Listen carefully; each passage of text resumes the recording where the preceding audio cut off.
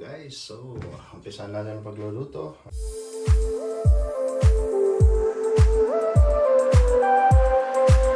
Ayan, magigisa muna tayo. Ayan natin ang ating sibuyas. Ayan. So, hiwalay-hiwalay din natin. Okay.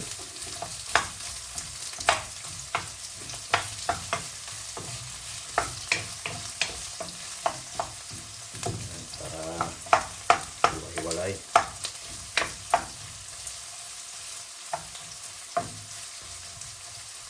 Then, i-arrange na po natin yung patatas. Lagyan natin yung patatas natin, guys. Ayan, medyo i-arrange natin ng konti para manipis naman siya. Ayan, ayan po.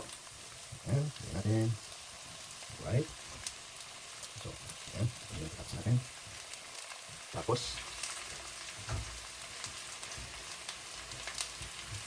arrange po natin ang ating isda. Ito na po yung isda natin. Ito natin yan. Ito natin yung patatas. Mas masarap yung patatas. Ayan.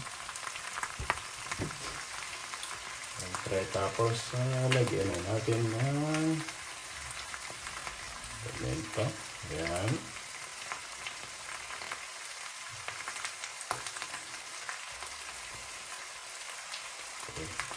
Ito po ay pimenton.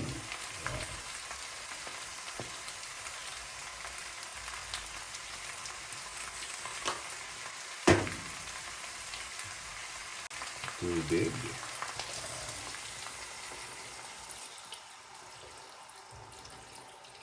Tama lang. So, yan. Okay na po yan.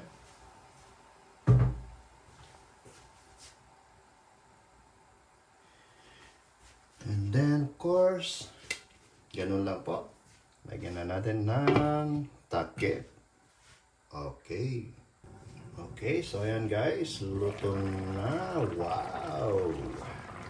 Sarap naman ito. Oh. Ayan na guys, ang ating ulam for tonight. So, luto na siya guys. Okay na to. So, let's eat. So, ayan na guys, ang ating ulam. O, diba?